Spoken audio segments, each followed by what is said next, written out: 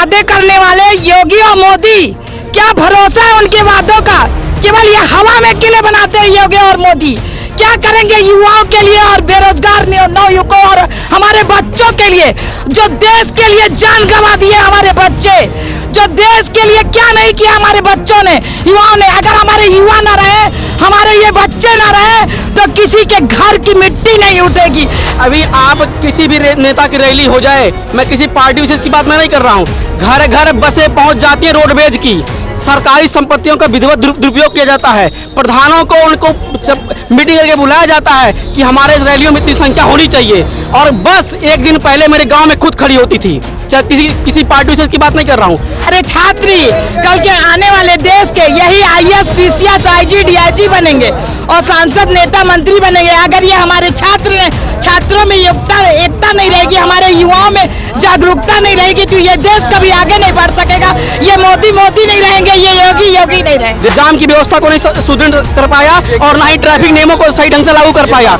इस कारण कई लोगों को जाम के चक्कर में छूट गए। ये देखिए बस का हालत है। सरकार से एक हम कहना चाहते हैं, ट्रेन का भी दिखा रहे हैं।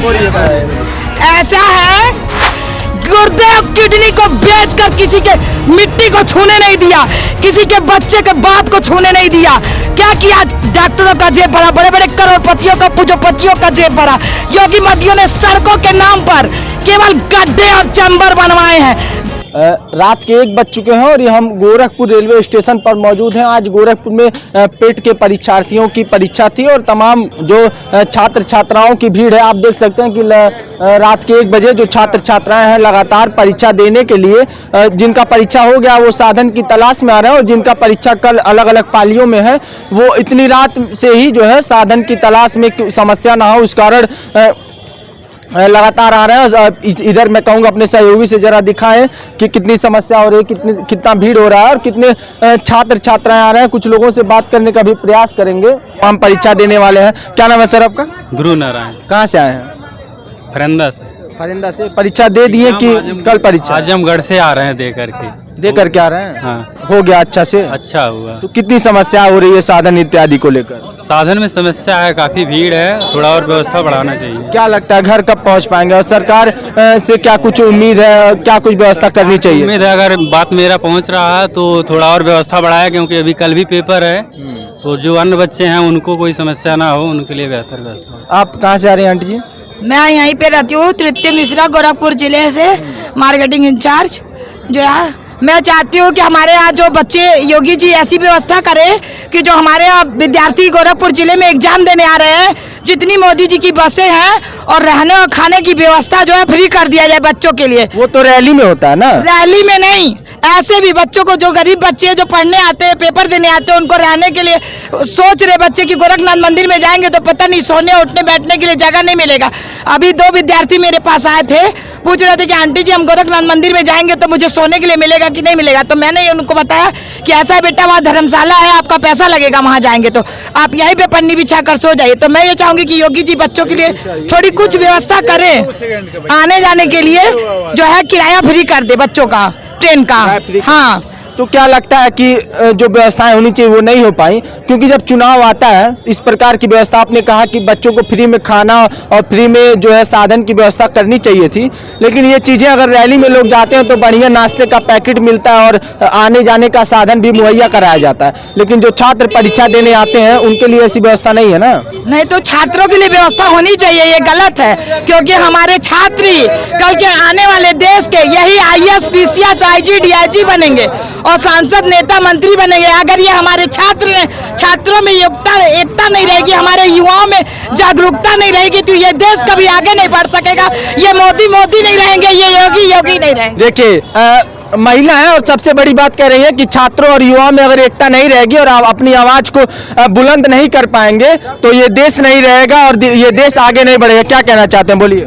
अब ये देखे जो महिला ने बोला वो सही है, ठीक है। मेरे हिसाब से जो आप कहने को व्यवस्था नहीं है तो व्यवस्था है, लेकिन देखो जो परीक्षा देने आए हैं, परीक्षा वाले हमें स्टाफ है यहाँ का, ठीक है, गोरखपुर का।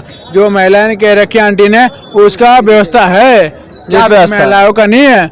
जैसे क्या व्यवस्था है छात्रों के लिए? खाने पीने को, वहाँ रहने का कहाँ है? खाने पीने को रहने का व्यवस्था है? सुनिए, जितने लोग परीक्षार्थी हैं 37 लाख लोग आवेदन किए थे। सरकार के पास कोई समुचित व्यवस्था नहीं थी उनको गंतव्य तक पहुंचाने के लिए। मैं खुद परीक्षार्थी था, मैं कल से रात तक चला हूं। एक तो सड़कें खराब हैं और उसके बाद समय से लोगों को पहुंचने में दिक्कत हो रही है। दूसरी बात, अभी आप किसी भी नेता की रैली हो जाए, मैं किसी पार्टी विशेष की बात मैं नहीं कर रहा हूं, घर घर बसें पहुंच जाती हैं रोडवेज की। सरकारी संपत्तियों का विधिवत दुरुपयोग किया जाता है। प्रधानों को उनको मीटिंग करके बुलाया जाता है कि हमारे इस रैलियों में इतनी संख्या होनी चाहिए, और बस एक दिन पहले मेरे गांव में खुद खड़ी होती थी। किसी पार्टी विशेष की बात नहीं कर रहा हूं।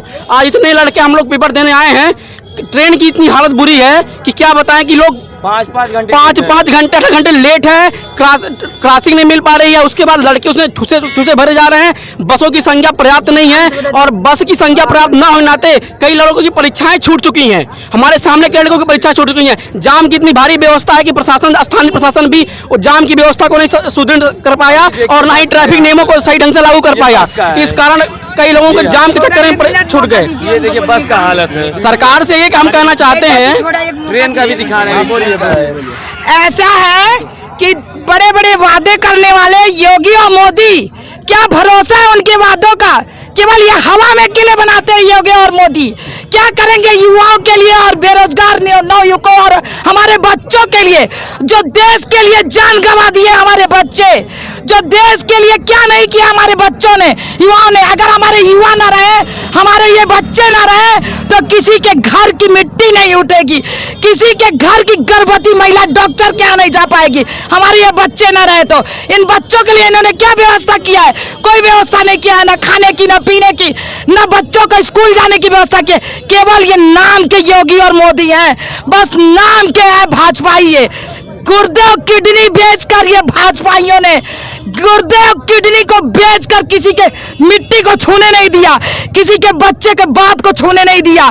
क्या किया? डॉक्टरों का जेब भरा, बड़े बड़े करोड़पतियों का, पूंजीपतियों का जेब भरा। योगी मोदियों ने सड़कों के नाम पर केवल गड्ढे और चैम्बर बनवाए हैं। 10 साल से एयरफोर्स कॉलोनी में नंदानगर में रहती हूँ, और ये 10 साल में इनका अभी तक काम पूरा नहीं हुआ। कौन सा काम करवा रहे हैं ये? कितने करोड़ का इनका टेंडर पास है कि इनका काम पूरा नहीं हो रहा? हमारे बेरोजगार नवयुवक आज भी धक्के खा रहे हैं।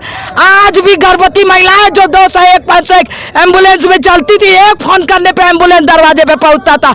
योगी मोदी का आज कोई व्यवस्था नहीं है। अच्छा रोक रहा हूँ आपको। मुख्यमंत्री जी का शहर है और सरकार ये कहती है कि हम जो युवा हैं उनको साथ लेकर चलते हैं, और युवाओं के भविष्य को भी साथ लेकर चलते हैं, और उसी की सरकार है, उसी के लिए काम कर रही है, और आप बड़ा आरोप लगा रही हैं। बड़ा आरोप इसलिए लगा रही हूँ, ऐसा नहीं है माननीय योगी जी का, मैं ऐसा नहीं है कि मैं अपमान कर रही हूँ, मैं भी उनका सम्मान करती हूँ।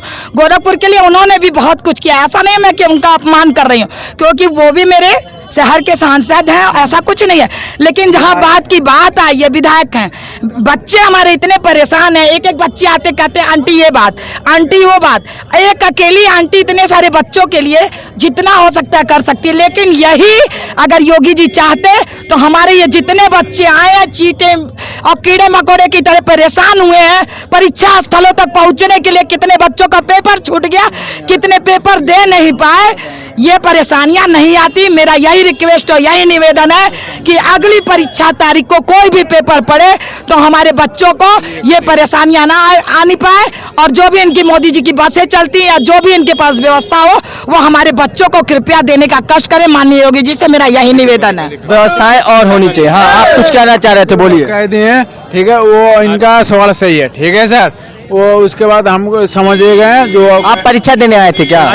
हम इसमें का स्टूडेंट है, जैसे कि ट्यूटर है यहाँ के टीटी का, ठीक है। उसके बाद हम कुछ सवाल नहीं करें, जो ये कह सकते हैं और उसका सही जवाब है, उसके बाद हम आगे नहीं बोल सकते सर।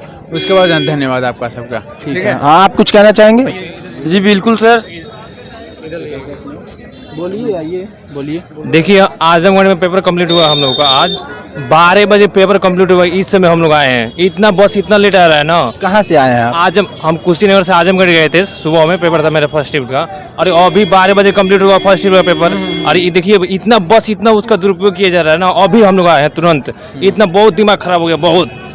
क्या कहा ये भी है, अभी थे। क्या कौन सा पढ़ाई करते हैं आप? आज पढ़ाई ऐसे ही तैयारी करते हैं गवर्नमेंट का, ठीक क्या है। लगता है गवर्नमेंट तैयारी करते हैं, कुछ भर्ती वगैरह निकल रही है, कहीं हो पाएगा, गवर्नमेंट नौकरी मिल पाएगी? देखिए पेट पिछली बार सुनिए, पहले पिछली बार जो पेट था उसमें जो कटा बना था उसमें क्वालिफाई है, लेखपाल का भी दिए हैं, उसका रिजल्ट आया ही नहीं, पेट वाला दिया जा रहा है। देखिए जो जिसमें जॉब नहीं मिल रहा है उसी का बार बार एग्जाम हो रहा है। जैसे पेट का बिल्कुल टाइम से होगा, और जो लेखपाल वाला एग्जाम है उसका रिजल्ट तो दे ही नहीं रहे हैं, ठीक है ना, क्योंकि इसको वो जानती है इसमें जॉब देना है, ठीक है ना, जॉब तो ये लोग देंगे नहीं। मतलब रिजल्ट फंसाया जा रहा रिजल्ट है। फंसाया हाँ, क्या कह रहे थे आप, बोलिए।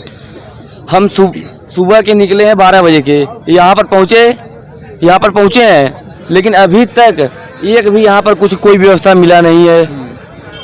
उसके बाद सिर्फ देख रहे हैं भीड़, धक्के लोग खा रहे हैं यहाँ पर।